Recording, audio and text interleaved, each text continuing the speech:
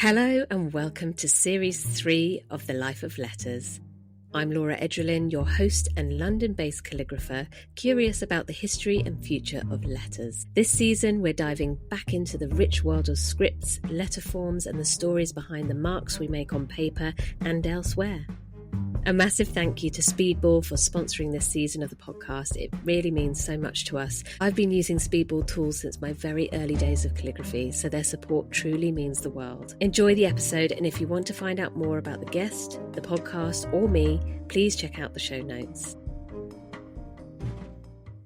I'm delighted to be speaking with Melissa Sorensen from Speedball Art today. If you know the brand, you'll know that Speedball has a rich and lengthy history of manufacturing fine art materials, going all the way back to 1899, which we'll get into, continuing today to provide an even bigger range of superior artist tools, materials, and resources to creative individuals and communities all around the world.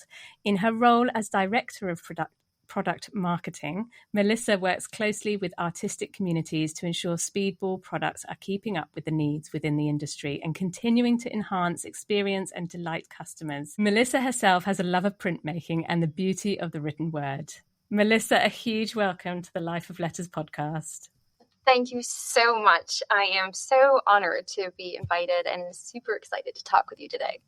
It's great. And I wanted to dive straight in with quite a big question, really. Let's just open this right up. For those who might not know the Speedball brand, can you tell us briefly about the company? I don't know if you can do it briefly, but a little bit about the company, the history, how it began. Absolutely. And to your point, it is a long history. So I will do my very best to hit on, some key dates, some key milestones. You mentioned in the introductory that we do have a very rich history of manufacturing fine art materials back to 1899 when it started in Camden, New Jersey. That was the C. Howard Pen Company. And when C. Howard Hunt formed this organization, he brought over 6 expert pen makers from Birmingham, England, which is pretty exciting. And at the time, it was one of the most modern and best equipped pen factories in the world. It could produce, kind of fun fact, it could produce 45,000 pens a day. Wow. Which is just insane. A key year is 1915. Ross F. George and William H. Gordon took their patent for a new pen to the Howard Hunt Company, kind of just shortened by Hunt at that time. And in 1915 is when they actually debuted the A series or their A style pen. And at the time, Ross F. George was a show card artist. And so he was really just trying to find ways that he could cut his project time in half. He wanted to make it faster. Hence where part of the name came from, was the Speedball. Oh. So yeah, again, lots of little fun facts in the timeline. And so with that, it really did. It cut that working time in half. It had the double reservoir, so you could hold more ink. You could flip the pen over to get different types of lettering forms. And it was just really brilliant. In 1958, so jumping quite a bit farther into the future there, they moved all of the manufacturing from Camden, New Jersey, down to Statesville, North Carolina, which is where we still are today. Much of it was still just a little bit up the road. And so all of the manufacturing came down here. And then in 1997 is when we did go went under private ownership for the Speedball brand with Walt Glazer. And that is where we have been. So we remain in Statesville, North Carolina, as Walt Glazer as our owner. Wow. So actually, for such a long journey, other than the kind of trip over the ocean from Birmingham over to you guys, there's not been a huge amount of movement in terms of location. That's incredible. I love that he's trying to speed up the manufacturing process, and obviously Speedball comes from that. That's fascinating. And Hunt, if I'm right in thinking, is like one of the nibs that lots of calligraphers use. So the steel nibs, is that right? Yeah. Yes, the Hunt 101. Yes, you're exactly right. So a lot of that, as we kind of go through this, a big part that will probably come out is, Speedball's just done a tremendously brilliant job of trying to keep those traditional core pieces, those, whether it's the machinery or the nibs, the names, et cetera, and just kind of bringing that, evolving and bringing it to kind of modern times. But a lot of what we have is still very present from, not necessarily 1899, Yeah. but from the hunt days in Camden. Yeah, and people want that traditional tool as well, right? Because there's everything good about it. It works so well. Um, there is a brilliant timeline and video on the history of Speedball's story on your website, which we will link to in the show notes because I think it's fascinating. It's brilliant. But can you share any kind of key moments or stories about how the company maybe started to evolve to how it is today? Absolutely. Yeah. And I love watching that video too. It still always gives me like goosebumps. But, I've had the luxury of being with Speedball for over a decade, and we have so many veteran members here. But a big piece of that video, what we really wanted to do was kind of pay tribute to Walt Glazer and Ben Lappin, because the stories that they will kind of tell us and some of the veteran members here is in the beginning, it was not easy. It was pretty hard. And really, it was about survival. They wanted to make sure they kept true to that domestic manufacturing, even today. And so it was really a foundation built upon, grit, passion, perseverance. So we really wanted to kind of highlight that part for them because they really had some struggle years and have just blossomed it into the company that it is today. And excitingly, I must note that we did have a leadership change as of January this past year, this January of 2025, where David Valier, who was previously our Vice President of Sales and Marketing, he has taken over as our new president.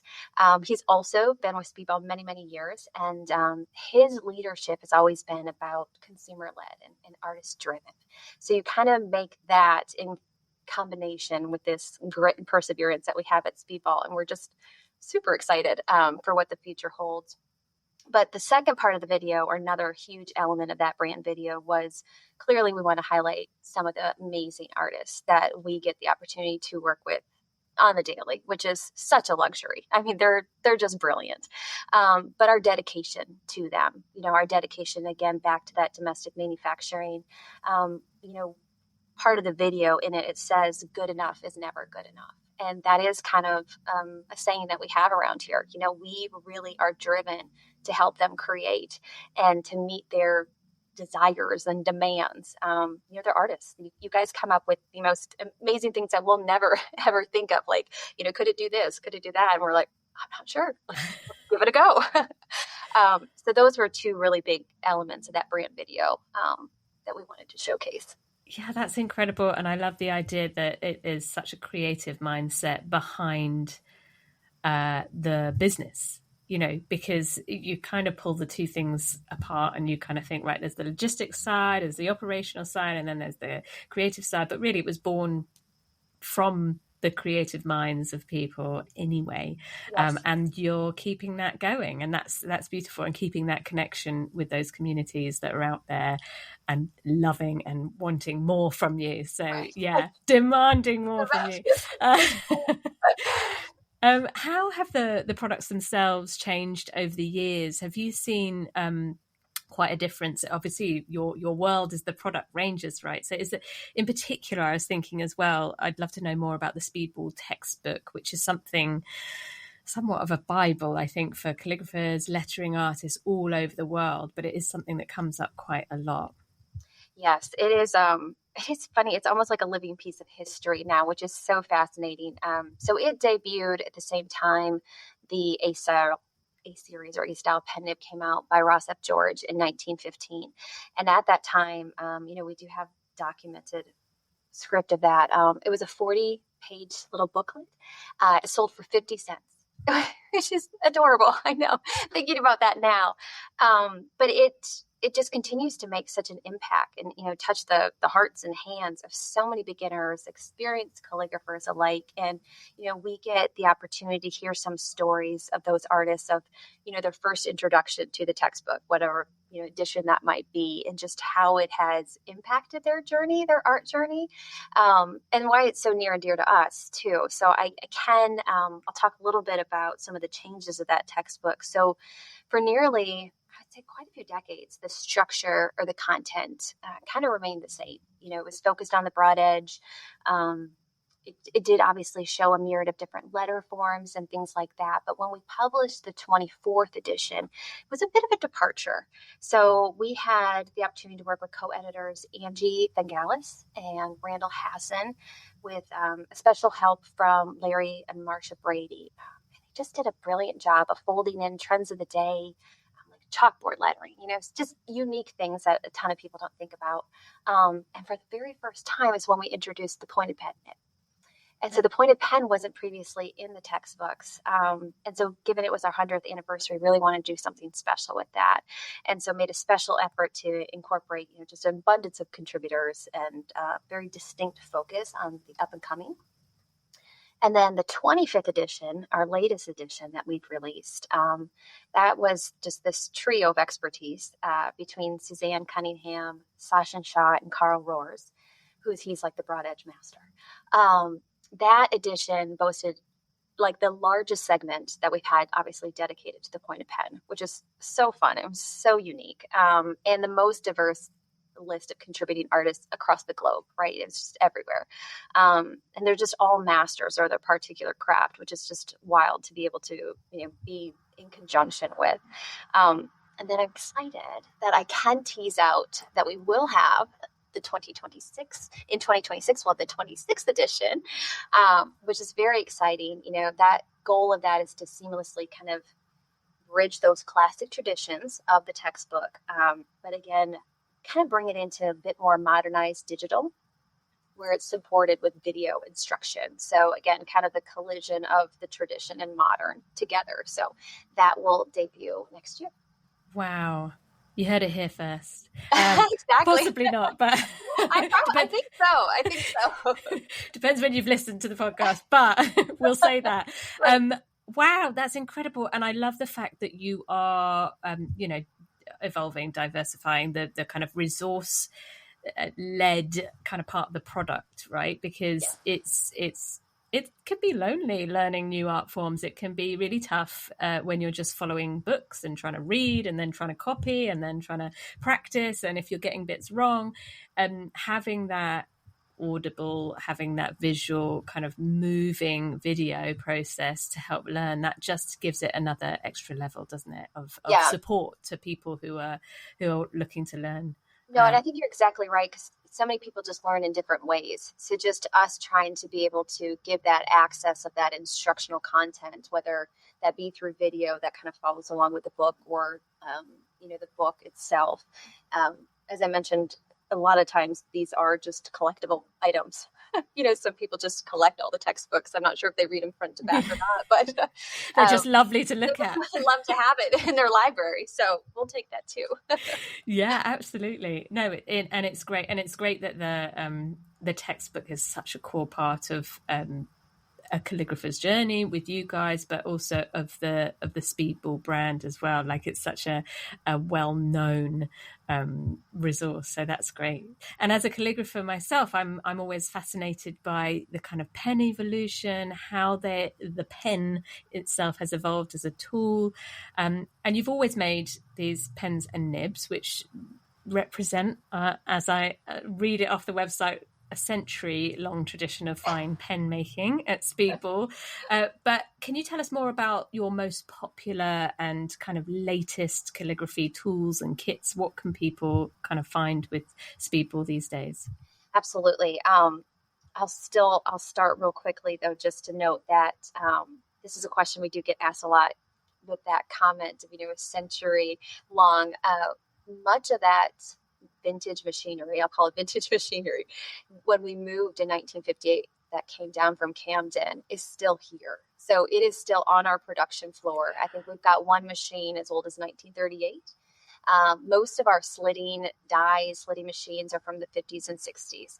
And so, which is, something you just don't hear about as much anymore. They've been brilliantly maintained by a single person who has been with us for over 40 years. His name is David Langston, and he's really just dedicated the last 40 years to keeping us up and running and to keeping that heritage. So there's sometimes too where people are like, oh, you might have changed that. We have not. So those same pieces are being developed on that same machinery as it was done in Camden. And another piece to that is with our veterans. We have another veteran that I would be remiss if I don't mention her. Her name is Peg Plyler. She's been with us about over 15 years, I believe. And she manually inspects each nib under magnification one by one. She does that her entire shift every day at Speedball. And so it's just a true testament to, again, us keeping that traditional core piece of it and our passion to high quality. I don't know what we do without Peg. I'm not sure what will happen, but she's tremendous. So when we have the luxury of taking people on tours, like if calligraphers are able to come to our facility, which it's always open to tours, so you're welcome to come and drop by anytime. They just gain a different appreciation and perspective, whether they get to meet David or they get to meet Peg, or they realize that there are 15 manual steps, as an example, to making one of our pen nibs. And, they walk away with that perspective of like, okay, yeah, I'll pay XYZ now that I know how that was actually made. So it's very cool in that sense. Though, to your question about, newness, the category itself hasn't demanded a ton of true new innovation. So, but it's still evolving. So we kind of just call it like our splashes of newness, if you will. So we've got some new fun tools within the Speedball portfolio. The Maz Grimes lining triangle is very awesome. Our new 2-in-1 pen holder is fantastic. We clearly make other inks within our walls. So not just calligraphy inks, but, block printing, screen printing. So we do kind of fancy ourselves a bit of ink experts. And so I'm really excited about new inks that we just launched. They're an iridescent kind of color shifting ink. And when used on like our black Artem paper, as an example, they're just stunning. They're just absolutely stunning. The shift in color and the mesmerizing look you can get from them. So things like that we kind of keep bringing out, I think is important. And again, just a supporting element to those traditional tools that our artists are still using today. Hi there, quick moment to say if you love all things lettering, I send out a free monthly download to my mailing list. It's totally free, just a little monthly treat from me to you. All the links are in today's show notes. Now let's get back to the episode. I don't know where to start. I'm so excited. Firstly, a huge shout out to David and Peg. I think it's wonderful. And no offense to them, but it sounds almost like there's a museum kind of there, and it's not. It's just because they capture such a big part of the history, right? That lots of new generations coming through the company may need to learn or may need to understand, but nobody could do it sort of as firsthand as they can. So yeah, what an incredible sort of legacy and loyalty as well. It just goes to show how wonderful they have been and how much they love the brand.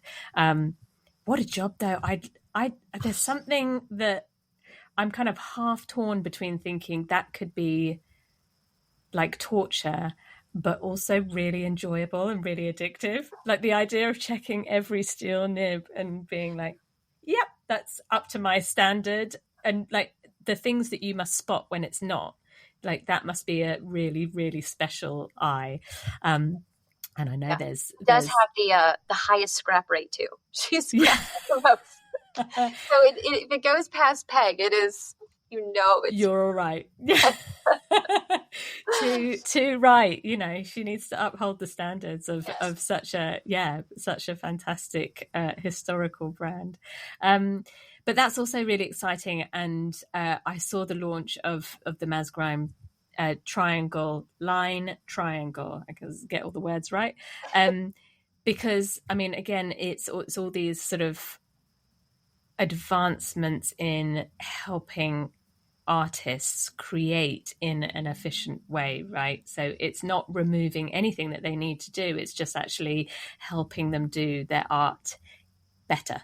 And removing the headaches of drawing lines and manually doing all of that. So yeah, that's incredible. And inks, God, we could do a whole episode on inks, couldn't we? Yeah, I mean the joy of inks and the history of inks and the fact that they are something. I mean, I always feel like you run out of colors at some point, but you don't, do you? You No. just keep going. There's new layers to it. There's the neon side, the metallic side, the pearlescent side. It's just, there's so many things that you can do, and it just allows the artists to do their art in so many new ways. So that's really exciting that you can provide all those things. And it's, as you said, not just calligraphers. It could be screen printers, and it could be all sorts of artists working with letters. I mean, we're talking about letters, so I have to pretend that all artists only use letters, but they may well be creating other things. I'll accept that.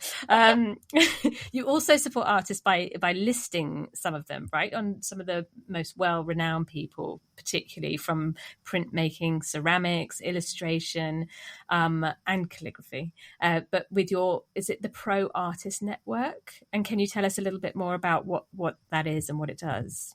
Yes, absolutely. That we call it the PAN internally, so the Professional Artist Network. I'll have to make sure I don't use that acronym too much. But this, I have to give kudos to the mastermind behind this was Kelly Braun, and she is our director of marketing. When we first started, again, Kelly has been with the organization quite so many years too.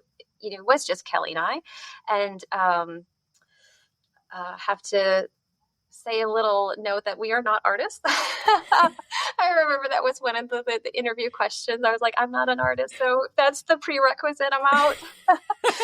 So with her, neither she or I being artists, we just really wanted to make sure we were authentically connecting to the artistic community as much as we possibly could, right? The only way we felt like we could develop real products was if they came from them, the people using them in their hands and their livelihood every day. So that's really where the Professional Artist Network came from. And then for years of conversations and collaborations with them, it's over several hundred artists now that are in our PAN network, from around the world and across, like you said, all of our different categories, whether it's ceramics or lettering. And they're really our voice, kind of again with that leadership from David Fallier. They're our voice. They are what they demand us to create, if you will. And we just have beautiful partnerships with them. And we cultivate these relationships as best we can, whether that's catering our marketing program, sponsorships, product activations, product testing, social media. All of that is really developed around them and with them. And the nice thing that's kind of come away from that is they see this network too, and they're able to, similar to the textbook, look at other people's work and other artists and kind of learn from each other and learn about their curiosities. And, it's interesting how they do that tool or use that way of working. And so that was kind of a secondary element that came from, which is just, spawn something beautiful. But that's something that now is just kind of a thread of the Speedball quilt. It's just necessary. That's how we work in marketing is, through our artists. It's incredible. And actually you explaining it like that makes me think that it's almost a help that you don't see yourself as an artist, because it means that you're more excited and more engaged with artists to get those answers, to get those connections. Because, if perhaps you would come with your own thoughts or appreciations for certain things, or just preferences, I guess, if you were particularly strong in a kind of artistic form of whatever the choice might be. I'm sure there's a lot of creativity in there still. Do you dabble with any of it? I mean, we're completely unbiased. We do try. You had mentioned earlier, I have found printmaking personally for me to be a bit easier for me to be able to understand and actually create. It's so interesting, though, that appreciation when I came to Speedball and, you'd see a print or you'd see something, a calligraphy or things like that. And as a kind of a general, I guess, average consumer, I'd just be like, oh, that's cute. That's nice. It's pretty, whatever it might be. And when you learn what goes into not only the tools, but the true expertise. I mean, you all are just masters of your art craft. It is fascinating. I mean, it is just, I can't like walk through anywhere. Like I can't walk through the world now without being like, oh my gosh, I bet you that is a 6-color screen print. Can you believe he probably used 230 mesh? You know, so it's just that element. And there's times where we'll work with the artist and we'll just have this, you know, sheer appreciation. And they're like, oh, you guys are just so nice. You're just being nice. And I was like, it is genuine. Like there's no way, you know, I mean, even looking at what you're doing, I'm like, I was going to take the course. I think I'm going to sign up for the class. It's all really fascinating to us. So to your point, I think it is a huge advantage because we come with, you know, no bias and just pure fascination. But it is genuine. We're not trying to just be kind here. and that's where the best kind of communities come from, right? Because you're not walking in with a predetermined idea about what needs to happen or who needs to decide things. You're actually reaching out to the widest audience that you can get and leaning on all these lovely diverse art forms and artists from all over the place who will give you probably an overwhelming amount of information, which then you have to work out, which then we're all in awe of. How on earth does Melissa do it all? Because I don't think I could be on the other side of it. But yeah, incredible to be able to sort of digest it all and be able to turn whatever it is that people are saying. You know, that's that dialogue between somebody who is an artist and who isn't is brilliant. That's a skill in itself and an art, some might say. So we talked a little bit about some of the new product range. And can you tell us a little bit more when you work with artists who are maybe helping you create or innovate some of the product ranges that you're looking for? How does that work? Are you sitting down in a room and going, right, what kind of tool do you need? Or has someone come to you and gone, do you know what you're missing is this? Or how does it all work? Yes, we get the gamut. You know, we do have, and we welcome that. So anyone, if you have ideas or if you have suggestions, you know, the beauty of artists too sometimes is when they can be blunt and be like, this is working or this is not working. But also there's obviously endless creativity, you know, so can this do that or this? So we do get a little bit of that. And then we do cater to so many different markets, you know, whether that's schools, craft, professional. And so some of those are meant to make sure that we are, again, back to our foundation, being accessible to a wide distribution at an affordable price point, you know, things like that, back to our core. So a model of that, I would say I could use as an example of more recent is our partnership with Melissa Sorensen, who is a talented calligrapher and instructor. You know, she's got that's kind of where her foundation came from. And so she helped us bring to life a new hand lettering and illustration like journal kit for us. And it features 32 pages of instructional content developed by Melissa, again, with video tutorials kind of supporting that. And what that was able to do is get us into a different market for the craft that used new instruments that we didn't have in our lineup of watercolor brush pens and pieces like that. So though that might not be for everyone, right, we do try to tailor the different pieces and then find the artist that we can leverage their expertise with. So on the flip side, the 26th edition of the textbook, we're partnering with, the editor will be Carl Roars. So again, not that I'm kind of pointing them as different in their art forms, but what we need for that new product, I guess, if you will, as the textbook is very different than what we're trying to do with Melissa Sorensen. So part of it too is just trying to find that happy marriage between their talent and, you know, the product that we're looking to achieve to meet the different desire or need of a customer base. Yeah, I love that. So lots of exploring, lots of, you know, it's almost like pairing things together, right, and seeing what Absolutely. People are doing, and how that aligns with who they are as an artist, I guess, as well as what you need to bring to life.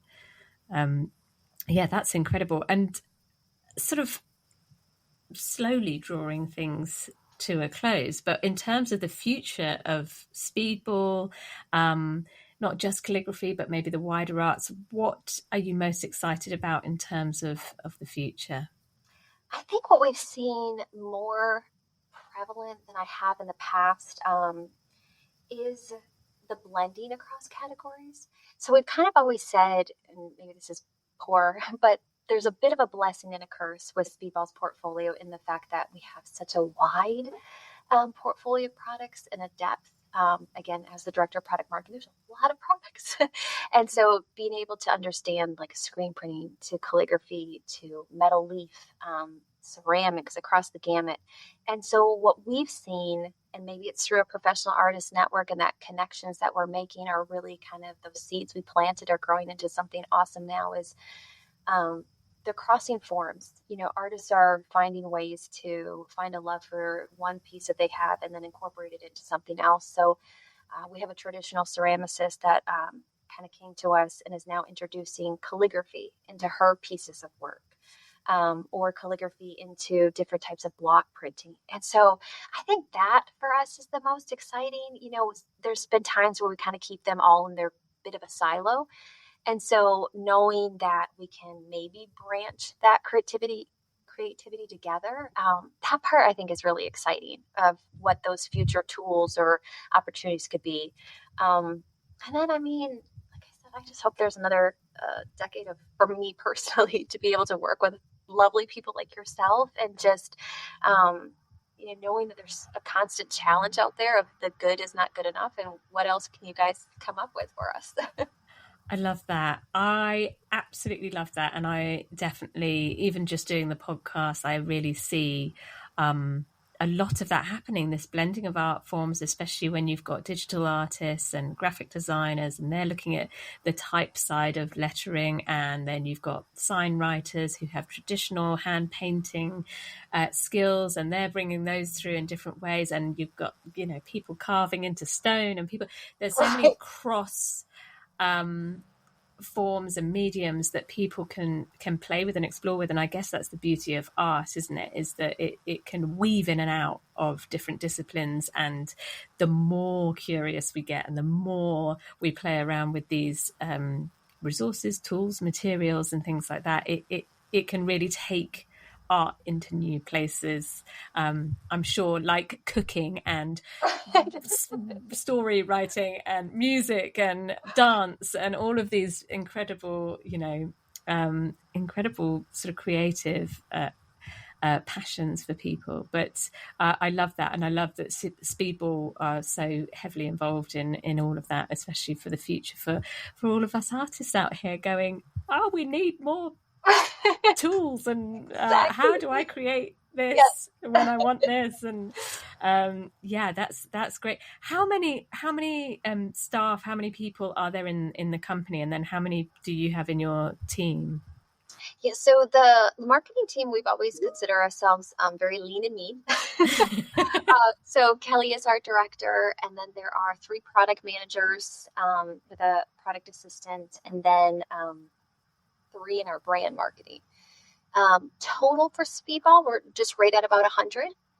Okay. With the production floor comprising, most of that outside of front office. So I think we've got 70-ish production members. We are all in Statesville, North Carolina. Wow. We do distribute globally. We do have one sales manager that resides in France. But that's another fun fact. People are always like, so where's this distribution center? Where's this distribution? It all comes out right here in Statesville, North Carolina. And so we always like to present ourselves maybe bigger than we are, but we are a pretty lean, mean team. But incredible that, so much comes out of 100 people. And that legacy, you just expect that something that's gone on for so long has just grown and grown and grown, and actually you haven't needed to necessarily, and that you're all so local, and so you don't have to spread everywhere to be able to reach all the corners of the world with all the amazing products that you've got. So God, I could go on for hours talking to you about all the lovely things that you guys are doing and everywhere that you're taking Speedball. But to find out more, people can visit speedballart.com, or they can connect with the team on Instagram at speedball_calligraphy or speedball_art. And we'll put all of these links in today's show notes as well, along with the sort of video that we're both probably going to go off and watch again after this anyway. But honestly, Melissa, thank you so much for talking to me today. And it's been great to have you on the podcast and just get a real insight into Speedball's history and future. Thank you so much. It's been so much fun. Thanks for listening to The Life of Letters. If you enjoyed this episode, please follow or subscribe wherever you get your podcasts so you don't miss the rest of the series. If you can leave a quick review, that really helps the podcast reach more ears. And if you're enjoying these conversations, please consider buying us a coffee to help keep the episodes coming. All the details are in the show notes. Finally, once again, a big thank you to Speedball Arts for supporting this season and for being part of my calligraphy journey from the very start. Until next time, keep writing, keep creating, and keep celebrating the life of letters.